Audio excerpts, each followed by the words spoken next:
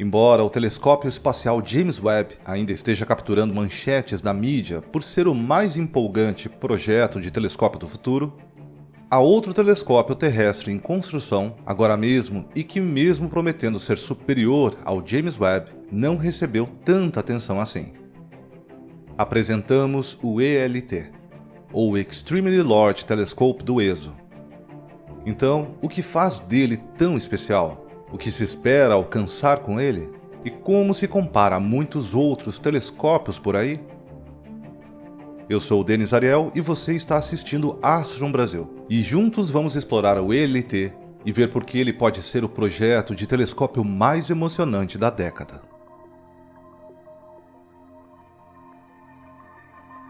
O ELT é um projeto do ESO, ou Observatório Europeu do Sul. Devo dizer que o ESO é uma organização incrível e um prolífico coletor de dados, devido aos seus muitos telescópios e instrumentos. Embora seja um projeto europeu, os próprios observatórios estão localizados no deserto do Atacama, no Chile. Esta região foi escolhida devido à elevação dos locais, o que significa que há menos atmosfera entre o telescópio e o espaço. E também porque algumas seções deste deserto não viram chuvas desde o início dos registros. Como o céu está geralmente limpo, isso torna esta região perfeita para observações astronômicas.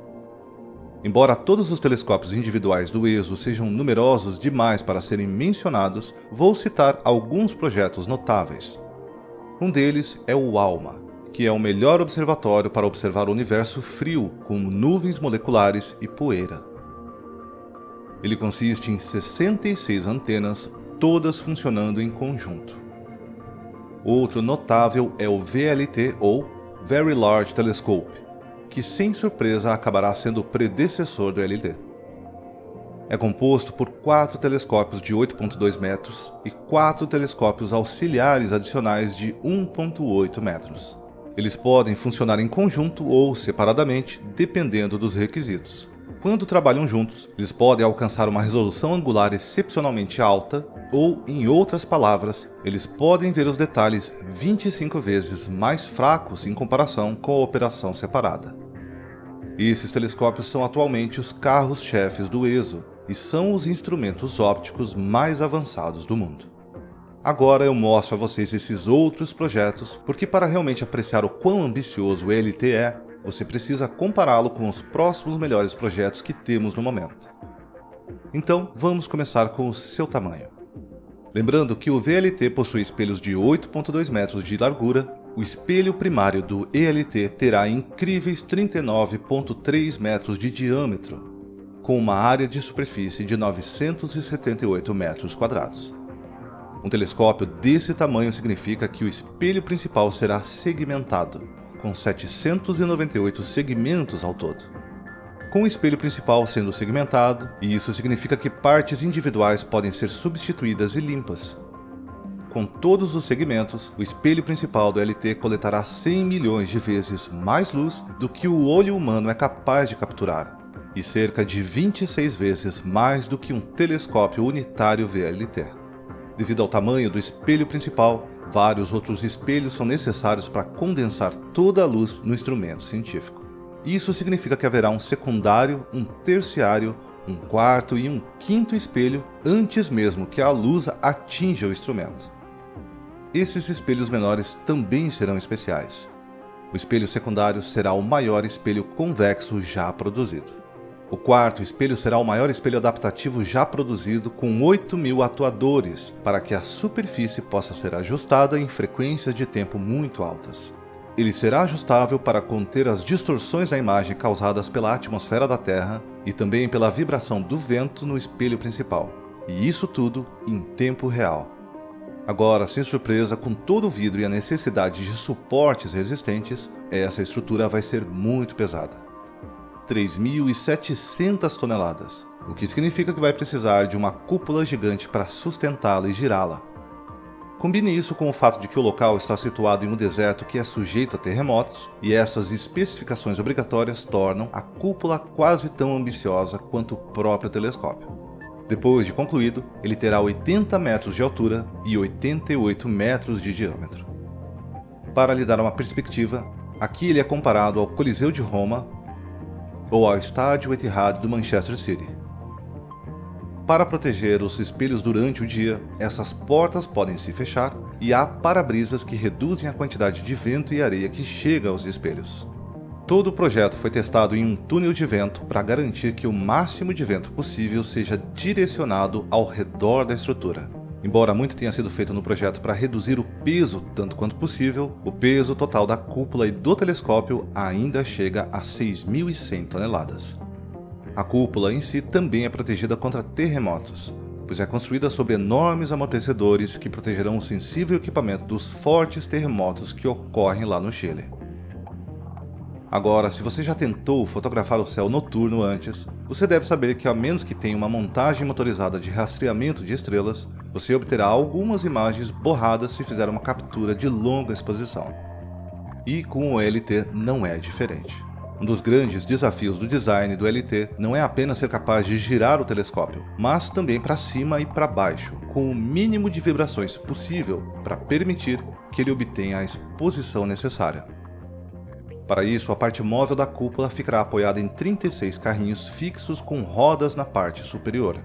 A cúpula superior terá uma trilha onde as rodas se encaixam. Esses carrinhos e rodas foram especialmente projetados para produzir o mínimo de vibrações possível. Em seguida vem a montagem Altazimuth, a máquina que controla a altitude ou a subida e a descida, e o Azimuth, ou a rotação do telescópio. Manter 3.700 toneladas estáveis e sem empenamento significa que essa deve ser uma montagem impressionante. Todo o pier inferior repousa sobre 3 trilhas circulares de mancais hidrostáticos de óleo, construídas com tanta precisão que seu posicionamento será alinhado corretamente com uma precisão de apenas alguns décimos de milímetros sobre o seu diâmetro total. A seção de controle de altitude ficará no topo do pier e é a estrutura que segura o próprio espelho. Existem 2 placas semicirculares em cada lado dessa estrutura, apoiadas no topo de um berço de almofadas hidrostáticas. Mancais e calços hidrostáticos basicamente significam que a estrutura está apoiada em uma espessa camada de óleo, que produz um atrito muito baixo e também pode fornecer um efeito de absorção de vibração, ajudando a reduzir ainda mais as vibrações causadas pelos equipamentos e terremotos. O design desse telescópio fica ainda mais impressionante quando você vê como eles lidam com as distorções causadas pela atmosfera da Terra e também as variações causadas pelo vento e mudanças de temperatura. O problema de projeto com telescópios terrestres é que acima deles há uma atmosfera que se move e balança os fótons de luz que chegam, por assim dizer. Isso coloca um limite rígido na quantidade de detalhes que se pode ver no espaço.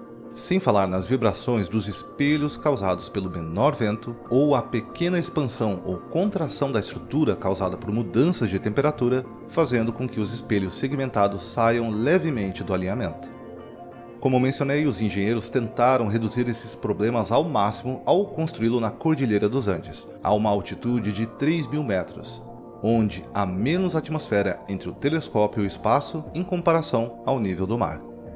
Além disso, com o quebra-vento, ventilação e ar-condicionado potentes, as mudanças de vento e temperatura devem ser mínimas. Mas isso não é o suficiente para obter a qualidade das imagens que o ESO espera. E isso não desencorajou as mentes mais brilhantes da astronomia e da engenharia, pois criaram um processo chamado de óptica adaptativa. O quarto espelho do telescópio será um espelho adaptativo extremamente impressionante. Um computador acompanhará a turbulência na atmosfera, observando o movimento das estrelas guia ou mesmo estrelas artificiais criadas por esses poderosos lasers, e enviará correções para os 8.000 atuadores no quarto espelho para distorcer o espelho de modo que a luz refletida por ele atinja o quinto espelho quase como se a atmosfera não estivesse lá. Se você olhar para as estrelas e notar que elas piscam, esta é a atmosfera que está causando a oscilação da luz das estrelas. Esse piscar ocorre rapidamente e o espelho distorcido precisa acompanhar essas mudanças em tempo real. O computador também acompanhará os segmentos de espelho primários para garantir que eles fiquem sempre alinhados. A óptica adaptativa permite que as imagens obtidas pelo ELT possam ser ainda mais nítidas do que os telescópios espaciais, devido ao seu espelho muito maior, Embora a ótica adaptativa não elimine completamente as distorções atmosféricas, o fato de seu espelho ser tão grande significa que ele facilmente acompanhará ou até mesmo excederá o telescópio espacial James Webb em algumas observações. Então, para onde vai toda essa luz capturada? Bem, vai para uma variedade de instrumentos, todos projetados para fazer algo ligeiramente diferente. Alguns dos destaques incluem 3 espectrógrafos poderosos e 2 câmeras incrivelmente avançadas. Aqui você pode ver uma diferença de resolução espacial esperada entre o telescópio espacial Hubble, o telescópio espacial James Webb e o ELT. Essas câmeras funcionarão com eficácia desde o espectro de luz visível até o infravermelho médio. Ambas as câmeras serão alojadas em criostatos para mantê-las resfriadas para que a luz infravermelha não seja afetada pelo calor que sai da própria câmera. Como o James Webb estará no espaço, ele pode detectar melhor os objetos mais escuros que emitem luz infravermelha, como galáxias a bilhões de anos-luz de distância. No entanto, o ELT ainda será útil para observar objetos mais próximos, especialmente objetos obscurecidos pela poeira. A poeira fria se torna mais ou menos invisível nas frequências infravermelhas da luz, o que significa que o ELT terá os melhores recursos para ver através dessa poeira em nossa galáxia. E que ciência eles esperam obter com todos esses instrumentos? O design e a tecnologia são impressionantes o suficiente, mas enfim, o que ele verá? Bem, este é o aspecto mais emocionante do ELT. Uma das principais missões é usar as câmeras e espectrógrafos para examinar mais de perto exoplanetas conhecidos. Uma câmera virá equipada com um coronógrafo, o que significa que será capaz de bloquear a luz vinda de uma estrela-alvo para que possa ver melhor os exoplanetas em órbita sem que a luz das estrelas prejudique a imagem. Não espere imagens como as que temos de planetas em nosso próprio sistema solar. No entanto, simplesmente confirmar sua existência irá provar que nossos métodos de caça a exoplanetas são eficazes. Não só isso, mas os espectrógrafos vão analisar a luz que vem destes exoplanetas para determinar sua composição. Os cientistas procurarão especialmente por pistas se de algum modo esses planetas possam sustentar vida. A substância óbvia a ser observada é a água, mas também existem muitos outros marcadores caso a vida extraterrestre seja semelhante à nossa, como oxigênio, metano, óxido nitroso e clorometano. Falando de planetas, o ELT também examinará os planetas em nosso próprio sistema solar. Metade dos planetas em nosso sistema solar não tem sua própria missão dedicada, então o ELT será o próximo melhor observatório que temos para rastreá-los. Os cientistas também vão observar objetos normalmente escondidos pela poeira, como protoestrelas e estrelas velhas, para nos dar uma melhor compreensão de como elas se formam e sua evolução ao longo do tempo. E por falar em estrelas, ele também vai espiar além da poeira que obscurece a parte mais fascinante de nossa galáxia, a região diretamente em torno do buraco negro supermassivo em seu centro. Hoje em dia sabemos de 40 estrelas que orbitam o buraco negro supermassivo, mas esperamos ser capazes de detectar muito mais com o aumento da resolução espacial fornecido pelo ELT. Esta é uma região do espaço realmente interessante para os astrônomos, já que o buraco negro supermassivo deforma dramaticamente o espaço-tempo ali, e ainda há muito que precisamos entender sobre um ambiente como este. O ELT também analisará centros de galáxias próximas para ver como eles se comparam. A última coisa que irá investigar mais a fundo, e sei que algumas pessoas odeiam ouvir isso, é a natureza da matéria escura e da energia escura. De acordo com a nossa compreensão atual da física, existe uma força que contraria a gravidade e separa tudo, atualmente conhecida como energia escura. Em pequenas distâncias, a gravidade supera essa expansão do universo, mas ao longo de milhões de anos-luz, o universo está se expandindo rapidamente.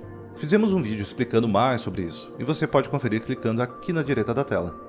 Além disso, as galáxias têm mais gravidade do que deveriam, o que significa que giram de maneira diferente do que esperaríamos. Essa gravidade extra é atribuída à matéria escura.